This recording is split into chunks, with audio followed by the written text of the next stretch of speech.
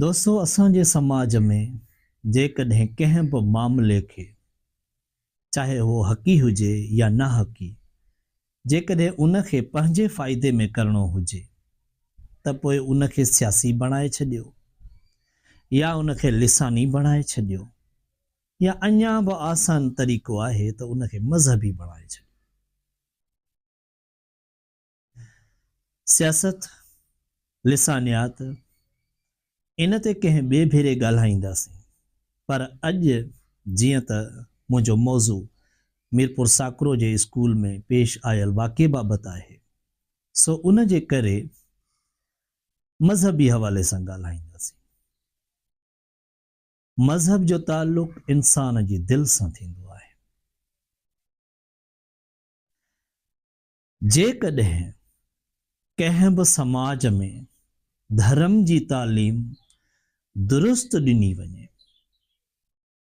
त पोइ आउं सम्झां थो त उन समाज जो जेको सभ खां वधीक नरम मिज़ाज फ़र्द हूंदो सो धर्मी हूंदो, सो नेचुरली मज़हबी माण्हू हूंदो। छो त मज़हब अहिंसा, प्यार, मोहब्बत, दरगुज़र ऐं नरमीअ जो दर्स थो ॾिए।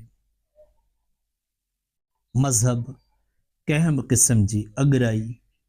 या तसल्लुत जो दर्स नथो ॾिए। दोस्तों, हीअ जेको मामिलो आहे मीरपुर साकरो वारो, इहो मामिलो तक़रीबन त हल थी चुको आहे अॼु, पर इन ते ॻाल्हाइण इन करे ज़रूरी आहे जो इहो बहरहाल कुझु अहम सवाल ज़रूर छॾे वियो आहे जेके अञा क़ाबिल हल आहिनि ऐं लाज़मी तौर ते उन्हनि खे हल थियणु घुरिजे। अचो त इन गुफ़्तगूअ खे पहिराईते नमूने सां करियूं था ऐं ज़ाती तौर ते मूं इन बाबति छा महसूसु कयो सो बि तव्हां सां शेयर कंदो हलां। दोस्तों, सभ खां पहिरीं कुझु ॾींहं अॻु में, शायदि हफ़्तो खनि अॻु में, पाण सभिनी जे साम्हूं हिकिड़ी प्रेस कॉन्फ्रेंस आई जंहिंमें कुझु छोकिरियूं हुयूं जेके स्कूल जी हेडमिस्ट्रेस ते इल्ज़ाम हणी रहियूं हुयूं त उहा खेनि मज़हब बाबति वर्गलाए रही आहे। उहे छोकिरियूं अक़लियती बिरादरी सां ताल्लुक़ रखंदियूं हुयूं, सनातन धर्म सां उन्हनि जो ताल्लुक़ हो ऐं हेडमिस्ट्रेस जेका मुसलमान हुई, सो उन जे करे इहो जेको मामिलो आहे सो जंग जी बाह वांगुरु पखिड़िजी वियो। असां वटि मज़हब तीली अथव, सो उन जे करे इहो मामिलो यकदम फहिलिजी वियो ऐं हसबे मामूल ॿ तबिका साम्हूं अची विया। हिकिड़ा जेके हेडमिस्ट्रेस जे हक़ में अची विया ऐं ॿिया हेडमिस्ट्रेस जे ख़िलाफ़ थी विया। अच्छा, उन खां पोइ छा थियो? सोशल मीडिया ते इन ॻाल्हि ज़ोर वरितो त जेका हेडमिस्ट्रेस साहिबा आहे उहा अचे ऐं पंहिंजो मौक़ुफ़ पेश करे। ज़ाती तौर ते आउं त इन ख़्याल जो आहियां त सोशल मीडिया जेको आहे सो का कोर्ट त कोन्हे, का सरकार त कोन्हे का जो उते इहा डिमांड थी थिए। हर मामले में ईअं थींदो आहे जेको मुनासिब न आहे। मामले जी कानूनी छंडछाण थियणु घुरिजे। सो बहरहाल असां वटि ईअं ई थींदो आहे। सो असां वटि ॾिसो त सोशल मीडिया जो केतिरो दबाव आहे। सो थियो ईअं त ॿिए ॾींहुं वरी हेडमिस्ट्रेस साहिबा साम्हूं अची वई ऐं उन जेको बयानु ॾिनो सो बि तव्हां ॿुधो। उन में इहो हो त असांजी भेण इहो चयो पए त इहो बेबुनियाद इल्ज़ाम आहे ऐं कंहिं सूरत जेको आहे सो मूं ॿारड़ियुनि खे वर्गलायो न आहे ऐं असुल मामिलो जेको आहे सो आहे फंडिंग जो ऐं मुंहिंजी कुर्सीअ जो। त दोस्तो जॾहिं इहा ॻाल्हि साम्हूं आई ऐं उहो कोई SMC चेयरमैन सां उहो को मामिलो हो, जॾहिं इहो मामिलो साम्हूं आयो ऐं उन जेको आहे सो प्रेस कॉन्फ्रेंस में मैडम साहिबा साईं सरदार शाह साहब खे पुरज़ोर इहा अपील कई त उहो हर सूरत में नोटिस वठे ऐं इन मामले जी जांच कराए। ऐं उन प्रेस कॉन्फ्रेंस में मोहतरमा जेको आहे सो हेड मास्टर पंहिंजो वज़ीर तालीम जी तारीफ़ बि कई ऐं इहा उम्मीद बि ज़ाहिर कई त इन इंक्वायरी वसीले खेसि उहा उम्मीद आहे त उन में साणस हक़ थींदो। सो छा थियो त उन खां पोइ ज़ाहिर आहे त सोशल मीडिया जो एॾो दबाव वधी वियो जो सरदार शाह साहब जे तरफ़ खां हिकिड़ी कमेटी जोड़ी वई ऐं उन ई वरी इंक्वायरी कई। पर उन कमेटी जी इंक्वायरीअ खां पहिरीं बि ॿारड़ियुनि जा जेके वालदेन हुआ उहे साम्हूं अची विया ऐं उन्हनि बि इहो जेको आहे सो इल्ज़ाम हयो हेड मिस्ट्रेस ते त उहा असांजे ॿारड़ियुनि खे वरगलाए रही आहे। ऐं छोकिरियुनि बि ईअं पिए चयो पंहिंजी प्रेस कॉन्फ्रेंस में त न रुॻो हींअर पर पहिरीं बि इहो जेको आहे सो थींदो रहियो आहे असां सां ऐं असांखे दोज़खी चयो थो वञे या तव्हां जहन्नम में वेंदो, अहिड़े क़िस्म जूं ॻाल्हियूं कयूं थियूं वञनि। सो बहरहाल उहे वालदेन जेके हुआ उन्हनि बि इहो मुतालबो कयो थिए त साईं सरदार शाह साहब जेको आहे सो नोटिस वठे ऐं मामले खे हिकिड़े पासे करे। ऐं पोइ जेके थियो ईअं त इन विच में जॾहिं ज़ाहिर आहे त इहा मज़हबी ॻाल्हि हुई ऐं असांजो समाज बि हर कोई जीअं त विरहायल समाज आहे उन में हर कोई पंहिंजे मौक़फ़ खे सघ बख़्शींदो आहे। सो उन जे करे हिकिड़े पासे खां असांजा जेके मज़हबी माण्हू हुआ मुस्लिम्स ऐं हुन पासे खां वरी जेके रोशन ख़्याल या जिन खे आज़ादु ख़्याल तबिको तसवुरु कयो वञे थो उहे। सो ॿिन्ही जो ज़ोर थी वियो त हीअ जेको आहे सो मतिलबु मज़हब ॿिन्ही सूरतनि में चयो पियो वियो त मज़हब खे कार्ड तौरु इस्तेमालु कयो पियो वञे। सो बहरहाल कमेटी उहा जुड़ी वई ऐं पोइ उहा जेका कमेटी हुई उन जे साम्हूं बि जेके वालदेन जिन खां पुछा ॻाछा कई वई। सो मूं जॾहिं उन्हनि जो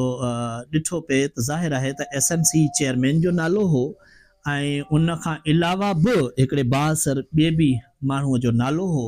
जेको गस्टा साम सलाहियल हो ऐं उस्ताद बि हो हेड मिस्ट्रेस जे चवाणे त जेको आहे सो उन जो दबाव आहे ऐं उन जे करे इहो मज़हब जो कार्ड इस्तेमालु कयो वियो आहे। ऐं उन खां पोइ जॾहिं इंक्वायरी आई पे त मूं जेको हेड मिस्ट्रेस साहिबा जेका ॻाल्हाई त उन जे ॻाल्हाइण मां मूंखे इहो अंदाज़ो थियो त हेड मिस्ट्रेस जेको आहे सो बिल्कुलु दुरुस्त ॻाल्हाए पई ऐं इहो यकीनन जेको आहे सो समाज खे उस्ताद सां गॾु बीहणु घुरिजे। पर मूंखे अंदाज़ो आहे पंहिंजे समाज जो त उहो उस्ताद सां गॾु न बीहंदो, छो त हिकिड़े पासे जॾहिं SMC चेयरमैन ऐं हिकिड़ो बाअसर माण्हू जेकॾहिं अची वञे त पोइ तव्हां त ॾिसो था त मीडिया ख़ुदि बाअसर ई चवंदी आहे ऐं नालो न खणंदी आहे, यानी उहा बज़ाते ख़ुदि उन्हनि खे बाअसर तस्लीम कंदी आहे, एतिरो बाअसर जो उन्हनि जो नालो न खणंदी आहे। ऐं मूंखे हिकिड़े हवाले सां अफ़सोस बि आहे त हेड मिस्ट्रेस साहिबा बि बाअसर जो नालो खयो आहे। जॾहिं असांजा उस्ताद बि अहिड़ी ज़रूरत न कंदा त पोइ केरु कंदा। बाअसर कंहिंखे चवण जो मतिलबु ई आहे त तव्हां तसवुरु करियो था त तव्हां बेअसर आहियो। सो बहरहाल पोइ छा थियो त मूंखे इहा पक हुई त इहा जेका इंक्वायरी आहे कंहिं सूरत हेड मिस्ट्रेस जे हक़ में न वेंदी, छो त उहो वालदेन खां पुछा कंदी ऐं वालदेन जेके बाअसर माण्हूअ जे असर हेठां आहिनि उहे कंहिं बि सूरत जेके आहिनि ऐं वॾी ॻाल्हि उहे कम्यूनिटी सां तालुक़ु रखनि था, हिंदू कम्यूनिटी सां, उहे केॾांहुं वेंदा, हुननि खे जी चयो वेंदो उहे अहिड़ो ई बयानु ॾींदा। ऐं बहरहाल उहो थियो बि ईअं ई ऐं उन खां पोइ सस्पेंशन जो लेटर अची वियो। सस्पेंशन जो लेटर ईंदे ई जेको आहे सो पोइ छा थियो त ॻाल्हि अची वई मुकमल तौर ते पीक ते मज़हबी। पहिरीं जेको आहे सो हिंदू मज़हब जो कार्ड जेको उन्हनि ते इल्ज़ाम लॻायो पियो वियो ऐं ॿिए भेरे वरी सस्पेंशन खां पोइ जंहिं मामले ज़ोर वरितो हो उहो आउं सम्झां थो त उहो इस्लामी मज़हब जो कार्ड जो उन खां पोइ जेको मैडम जो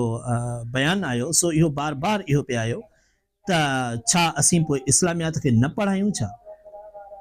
या असीं मुसलमान कोन आहियूं छा ऐं पोइ वरी उन मामले ते या असां सरदार शाह खे गुज़ारिश था करियूं त उहो इस्लामियात खे कढे छॾे त असीं पढ़ायूं ई न ज़ाहिर आहे त असीं इस्लामियात पढ़ाईंदासीं उहो सिलेबस आहे त पोइ असां कीअं न ॻाल्हायूं ऐं उन खां पोइ मुसलसल जेको सोशल मीडिया ते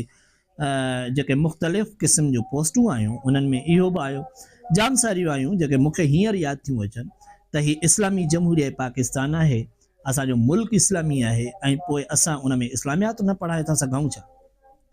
ऐं अफ़सोस आहे ॿी हिकिड़ी पोस्ट आई त अफ़सोस जहिड़ी ॻाल्हि आहे जो हिकिड़ी मुसलमान औरत खे क़ुर ते हथ रखी इहो थो चवणो पवे त मूं इस्लाम जी तबलीग नाहे या ॿिया बि कुझु जेके आहिनि से हुआ त आख़िर SMC चेयरमैन जेको आहे सो मर्द छो आहे ऐं बहरहाल इन्हनि कुझु ॻाल्हियुनि सां इतफ़ाक़ करियां थो ऐं उन खां पोइ ॿी बि हिकिड़ी मुंहिंजे नज़र मां पोस्ट गुज़री ऐं उहो रिकॉर्ड ते बि तक़रीबन हूंदी त तक़रीबन कोई 12-13 साल जेके आहिनि से थिया आहिनि त इन स्कूल में हेडमिस्ट्रेस साहिबा इहा साॻी आहे जेका OT टीचर आहे हालांकि उते HST बि मौजूदु आहे 16 स्केल जा त पोइ हिकिड़ी 14 स्केल जी जेका OT टीचर आहे उहा उते हेडमिस्ट्रेस कीअं आहे ऐं जेको आहे सो अहिड़े क़िस्म जा बहरहाल मुख़्तलिफ़ जेके पोस्टूं आयूं इहे बि साम्हूं आयूं पे पर बहरहाल इन खां पोइ जेको मज़हबी मामलनि ज़ोर वरितो ऐं पोइ उहो सॼो हिकिड़ो इस्लामी मामिलो थी वियो ऐं पोइ जेका इंक्वायरी थी उहो जेको पहिरीं साईं सरदार शाह ते मैडम साहिबा पारां एतमाद ज़ाहिर कयो पियो वियो ऐं उनजी तारीफ़ कई पई वई त हुन तालीम में घणी बहितरी आंदी आहे लिहाज़ा उन जेको आहे सो चयो त मूंखे हिन इंक्वायरी ते को बि एतबार न आहे ऐं हीअ जेको आहे सो ग़लति आहे ऐं न्यूट्रल इंक्वायरी कई वञे ऐं मूंखे सस्पेंड कयो वियो आहे सो ऐं मामिलो जेको आहे सो फंड्स जो आहे ऐं तव्हांखे इहा ॻाल्हि ज़हन नशीन थो करणु चाहियां त इन फंड्स ते पाण खे आख़िर ताईं ॻाल्हाइणो आहे सो बहरहाल सोशल मीडिया ते सरदार शाह साहब जूं अहिड़ियूं तस्वीरूं बि हलियूं नाज़िबा उन्हनि जी हिकिड़ी ख़राबु एडिटिंग करे ऐं हालांकि ज़ाहिर आहे त उहो बि मिनिस्टर आहे ऐं वरी बि आउं वाज़े कंदो हलां त आऊं सरदार शाह जे फेवर में या हेडमिस्ट्रेस जे अगेंस्ट में न पर आउं ज़ाती तौर ते इहा ॻाल्हि थो करियां जेका आउं सम्झां थो छो त आउं वरी बि इहा ॻाल्हि वरजायां थो त पहिरीं जेका प्रेस कॉन्फ्रेंस जेका मोहतरमा जी हुई ऐं उन जे मैडम जे हक़ में हुअसि ऐं आउं हींअर बि मैडम जे हक़ में आहियां छो त आउं सम्झां थो त मैडम जेको ॻाल्हायो आहे जेको हींअर ताईं ॻाल्हायो आहे उनमें कूड़ हरगिज़ बि कोन्हे बिल्कुलु सच ॻाल्हायो आहे पर असांजी सोसाइटी जा जेके रिएक्शन्स आहिनि उन्हनि हिन मामले ते असरअंदाज़ थिया पहिरीं हिंदू ॿारड़ियुनि जी कॉन्फ्रेंस ऐं पोइ जेको आहे सो माण्हुनि जो रद्द अमल त घोड़ा हिंदुअनि सां ज़ुल्म थी वियो ऐं पोइ वरी इंक्वायरी ऐं सस्पेंशन ऐं उन खां पोइ वरी जेको आहे सो मैडम जो ॻाल्हाइणु ऐं उन खां पोइ वरी घोड़ा जेको आहे सो इस्लाम खे ख़तरो थी वियो त इहो ॿिन्ही पासे मज़हब जे कार्ड खे इस्तेमालु कयो हाणे जेकॾहिं ॻाल्हि कजे मज़हब जो त कार्ड ॿिन्ही पासे खां इस्तेमालु थियो आहे पर हाणे जेकॾहिं ॻाल्हि करियूं त जेके हिंदू माण्हू आहिनि उन्हनि मज़हब खे इस्तेमालु कयो आहे त उहो उन जा जेकॾहिं पेरा खणूं था त उहे त बाअसर ताईं खुटनि था जेको हिंदू कोन्हे ऐं जेके वरी हिकिड़ी आम बि राय इहा बि समाज में ज़रूरु तव्हां हिन सां इतफ़ाक़ कंदव त हिंदू कम्यूनिटी जंहिंजूं छोकिरियूं जेके आहिनि से नाबालिग हालत में बि रोज़ पियूं अगवा थियनि हुननि खां ज़ोरी मज़हब तब्दील कराया पिया वञनि ऐं उन्हनि जो को दाद फ़रियाद नथो थिए उन्हनि जो कुझु नथो थिए त उहे अहिड़े कमज़ोर मज़हब खे कार्ड तौरु कीअं त इस्तेमालु कंदा इम्कान तक़रीबन पंहिंजे समाज में कोन्हे के पर बहरहाल उन जा पेरा जेकॾहिं खजनि था त उन्हनि जे पुठियां तव्हां ॿुधो हूंदो जेका हेडमिस्ट्रेस साहिबा ख़ुदि चवे थी त उनखे बि इस्तेमालु कयो वियो आहे हाणे हिकिड़ी जेका ख़ासि ऐं अहम ॻाल्हि आहे हिन समूरे मामले में सा जेका मैडम चवे थी त मामलो फंड्स जो आहे, मामलो मज़हब वर्गलाइण वग़ैरह जो न आहे। हालांकि इन खां पहिरीं हिकिड़ी जेका मूंखे यादि थी अचे हिकिड़ी पोस्ट जंहिंमें चयो वियो त जेको मज़हबी मामिलो आहे सो हींअर कोन्हे, छो त OT त ॿिया 2000 सॼी सिंध में पढ़ाइनि पिया, इस्लामियात वॾे अरसे खां असांजो सब्जेक्ट आहे ऐं हिंदू ॿार 2 पढ़नि पिया था, त पोइ किथे बि अहिड़ो मामिलो कोन्ह थियो त हिते कीअं थियो। त उन जे लाइ इहो ज़रूरु आहे त हिकिड़ी पोस्ट में इहो मूं पढ़ियो हो त कुझु अरसो अॻु में कोई स्कूल में कोई लेक्चर थियो हो ऐं इस्लामी तर्ज़ जो लेक्चर, जंहिं ते जेका हिंदू कम्यूनिटी आहे उन पंहिंजा एतिराज़ वारिया हुआ, पर एसि ताईं तालुकात सही हुआ, उन्हनि जे करे जेको आहे सो उहा ॻाल्हि जेको आहे सो उते इख़्तिताम पज़ीर थी वई, अहिड़ी का ॻाल्हि मतिलबु सरफेस न थी। ऐं उन खां पोइ जेको आहे तॾहिं जेको आहे सो इन स्कूल में SMC चेयरमैन ऐं मोहतरमा गॾिजी करे इन्हनि जेको आहे स्कूल जी बहितरी जे लाइ बि कमु कयो आहे। इन मामले ते खे अॻिते हली स्टूडेंट्स खे बि इन्वॉल्व कयो वियो ऐं शागिर्दियाणियुनि जेको आहे सो स्पेशली उन्हनि जो वीडियोज़ तव्हांजे साम्हूं आयूं हूंदियूं, जेके जेको हेडमिस्ट्रेस आहे उनजे कैरेक्टर बाबति गवाही थियूं ॾियनि ऐं शागिर्द आहिनि असांजे लाइ मोहतरम आहिनि ऐं उन्हनि खे उन्हनि जा जेके राय आहिनि उनखे 100% सुठो सम्झां पियो, दुरुस्त सम्झां पियो ऐं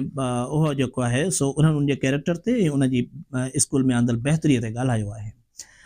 हाणे उन खां पोइ इन मामले खे जॾहिं मज़हबी रंग ॾिनो वियो त पोइ तव्हां ख़ुदि ॾिठो त ख़ुदि सरदार शाह ते आउं सम्झां थो त दबाव आयो सोशल मीडिया जो, उन जे ई वसीले हुन जेको आहे सो ॿियो हिकिड़ो बयानु जारी कयो त जेका रिपोर्ट आई आहे सा इत्मिनान जोगी न आहे, छो त उन में हेडमिस्टर साहिबा जो मौक़फ़ न आहे। ठीकु आहे, जॾहिं त असां जेकॾहिं ॾिसूं, तव्हां जेकॾहिं सोशल मीडिया जूं वीडियोज़ ॾिसो त तव्हांखे अंदाज़ो थींदो त इंक्वायरी खां फ़ौरन बाद बि मैडम जी वीडियो आहे जंहिंमें मैडम चवे थी त मूंखां त उनखां साफ़ी पुछनि तव्हां खां हिननि छा पुछो आहे, त मैडम उनमें अदम इत्मिनान जो ॻाल्हाए थी त ही तव्हां खां पुछनि था त भई तव्हां ही छा पिया पढ़ायो, कीअं पिया पढ़ायो वग़ैरह वग़ैरह, अहिड़े क़िस्म जा कोई सुवाल आहिनि ऐं हिननि ते एतमाद नथी करे। सो अहिड़े क़िस्म जी ॻाल्हि थी, पर बहरहाल सरदार शाह ते जेको सोशल मीडिया जो दबाव आयो उन खां पोइ वज़ीर तालीम साहिब जेको आहे सो ॿीहर इंक्वायरी जे लाइ हिकिड़ी कमेटी जुड़ी। हाणे उहा कमेटी त अञा अध में आहे, छा थींदो या छा न थींदो, पर हिन पासे खां जेको आहे सो मीरपुर साकरे जो आम ख़ल्क़ जेको बि इस्लाम जे नाले ते रोडनि ते अची वियो, मौली साहिबान अची विया ऐं उन खां पोइ गस्टा ते बि आङुर खॼी वई त भई उहा छा थी करे, त उहे बि अची विया, उहो उस्ताद साहब बि साम्हूं अची वियो जंहिं ते एलिगेशन्स हुआ ऐं हुन चयो त आउं बि इंक्वायरी में शामिलु थियण जे लाइ हाज़िर आहियां। हाणे इहो त मामिलो हिते अची पहुतो, पर इहो अॼु जेको आहे सो सोशल मीडिया ते इहे ख़बरूं हलनि पियूं त महेश्वरी बिरादरी जेका आहे सा उहा अची वई ऐं उन अची माफ़ी तलाफ़ी कई आहे ऐं हाणे जेको आहे सो उहो मामिलो ग़लतफ़हमीअ जे बुनियाद ते थियो हो ऐं उहो ख़तमु थी। सवाल इहो आहे त ही जेको सोसाइटी में हेॾो सारो पैनिक थियो जस्ट हिकिड़ी ग़लतफ़हमीअ जे बुनियाद ते। हलो ठीकु आहे, इन ॻाल्हि खे इते था वाइंड अप करियूं ऐं इतफ़ाक़ बि करियूं था ऐं अलाह जो शुक्र अदा करियूं था त जेको आहे सो इहो मामिलो इख़्तिताम पज़ीर थी चुको, इहो जेको आहे सो हल थी चुको आहे। मज़हबी मामिलो इहो थोरो ज़हन में रहणु घुरिजे त इहो मामिलो मज़हबी मामिलो हल थियो आहे, यानी जेको आहे सो जेके हिंदू बिरादरी आहे उहा ग़लतफ़हमी जो शिकार थी, उन्हनि जे ॿारनि प्रेस कॉन्फ्रेंस कई ऐं मैडम साहिबा ते ग़लति इल्ज़ाम लॻाया ऐं उन जेको आहे सो उन जे बुनियाद ते ई मामिलो थियो। ठीकु आहे, उहे ख़तमु थी वियो, हू आया माफ़ी घुरी वई ऐं ख़तमु थी वियो। सभई मज़हब मोहतरम आहिनि असांजे लाइ ऐं सिंध जी धरती जिते दुनिया जो हर मज़हब उसरियो आहे ऐं निसरियो आहे, छो उन जो बुनियादी सबबु इहो आहे त हिन धरतीअ जी मिटीअ में इहा ॻाल्हि शामिलु आहे त ही शरीयत खां वधीक तरीक़त ते ध्यानु थी ॾिए, हीअ दिमाग़ न दिलि सां ॾिसे थी ऐं मज़हब आहे ई दिलि।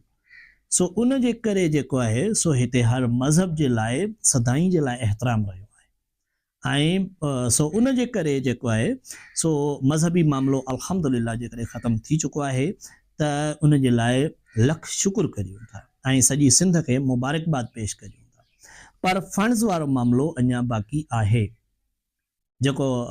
हेडमिस्ट्रेस साहिबा चयो हो त असुल मामिलो त मज़हबी आहे ई कोन्हे, असुल मामिलो त इस्लामियात जो आहे ई कोन्हे।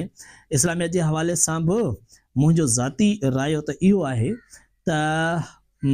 असीं जीअं त हिन क़ौम में, सिंधी क़ौम में हिंदू मुस्लिम असां सभु रहूं था, उन जे करे स्कूल्स में अख़लाक़ियात पढ़ाई वञे जंहिंमें सभिनी मज़हबनि जो सिलेबस हूंदो आहे।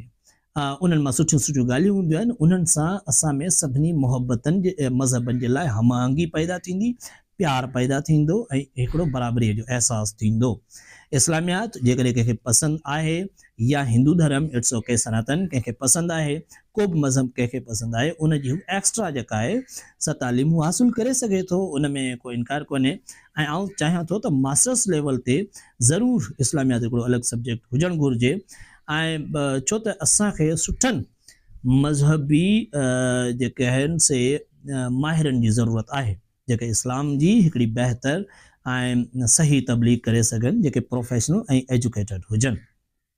सो बहरहाल इहो त मुंहिंजो ज़ाती रहियो आहे, इन सां इतफ़ाक़ हुजणु कंहिंजो ज़रूरी बि न आहे। पर हाणे आख़िरी ॻाल्हि आउं इहा थो करियां त फंडिंग जो जेको मामिलो आहे ऐं मैडम साहिबा जी कुर्सीअ जो मामिलो आहे, सो उन जे करे उन जी छंड-छाण ज़रूरु थियणु घुरिजे त बाबा हीअ जेको आहे सो छो त मज़हबी मामिलो बि उन जे पुठियां थियो न, सोसाइटी में एॾो सारो पैनिक थी वियो त पोइ बहितर आहे त उन जी छंड-छाण लाज़मी थिए त आख़िर फंडिंग जो छा थियो। ऐं मुंहिंजो ऐं शायदि अव्हांजो, मां बि घणनि जो तजुर्बो हूंदो त जेकॾहिं 12-13 साल हिते जेको आहे सो साॻियो ई अमलो रहियो आहे ऐं हेड मिस्ट्रेस रही आहे ऐं SMC चेयरमैन बि आहे, ऐं एसि ताईं जेकॾहिं फंडिंग ते को मसइलो नाहे थियो त पोइ हींअर कीअं थो थी सघे। छो त इहो अवाम सम्झो था त कुझु माण्हुनि जो ख़्यालु आहे त कोई 9 लख या अलाए घणा, या मूंखे ज़हन में नथो अचे, या शायदि 90,000 हुजनि, पर उहे जेके आहिनि से अकाउंट में आया आहिनि, जेके हाणे जेका मौजूदा सूरत हाल आहे उनमें हेड मिस्ट्रेस खे इख्तियार आहे। उन जे करे मामिलो आहे त पोइ सवाल इहो आहे त जेको 90,000 ते मामिलो थी सघे थो, उहो 9,000 जे बजट में बि थियो हूंदो। जेकॾहिं बजट जो मसइलो हुजे हा वंडण ऐं विरहाइण जो, त अॼु खां 12 साल अॻु में थिए हा। जॾहिं बि को माण्हू कुर्सीअ ते वेहंदो आहे त रिश्वतखोरी ऐं इहे जेके हिसे पतियूं आहिनि उहे पहिरें ॾींहं खां तइ थींदियूं आहिनि, उहे शुरूआति में ई थींदियूं आहिनि असांजे समाज में। त इहो 13 साल ताईं जेकॾहिं ईअं ई हलंदो रहियो आहे त पोइ मे बी त इन में उन जी सही, ऐं कुझु नथो चवां पर आउं इहो ज़रूरु चवां थो त इन जी सही नमूने सां हिकिड़ी जांच थियणु घुरिजे। ऐं उन सां गॾु आउं पंहिंजी भेण हेड मिस्ट्रेस साहिबा खे बि इहा गुज़ारिश कंदुसि, जेकॾहिं अव्हां कसम खणी इहो बयानु ॾेई था सघो त अव्हां ॿारनि खे वर्गलायो न आहे, त पोइ त अव्हां कसम खणी इहो बि वाज़े करे सघो था त असुल मामिलो छा आहे, ऐं उन जा आउं सम्झां थो त वधि खां वधि सबूत अव्हां वटि ई हूंदा।